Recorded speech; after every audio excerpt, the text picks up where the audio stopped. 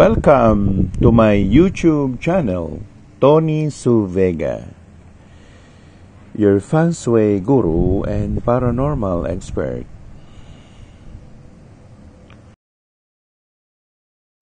Love aspect. Nakuha natin ang Sota de Espada na nagtutukoy sa isang lalaking maputi o may kaputian. O pwede rin ito na may kinalaman sa mga balita o desisyon ninyo tungkol sa pangingibang bansa o pagtira sa ibang bansa o pag-migrate doon. Kung maitutuloy ninyo. O kung hindi, pwede rin naman ding kayo ay bibisita lamang doon.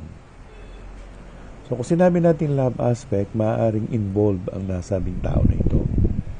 Kung hindi, ito ay maaaring anak ninyo o anak ng isa sa mga partners ninyo. At mabuti ang mga kaganapan kasi pwedeng itong batang lalaking ito ang maging pang-ugpong o pang-continue, pagpapatuloy ng relasyon ninyo sa isa't isa at maging maayos naman din yun. Career. Nakuha natin ang baligtad na The Fool.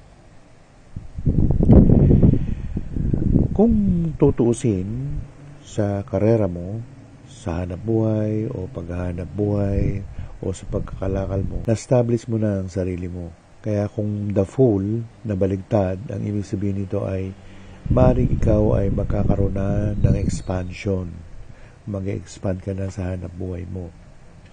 O hindi ka lang mag-o-online, pwede magtayo ka ng sariling opisina o magtayo ka ng isang opisina.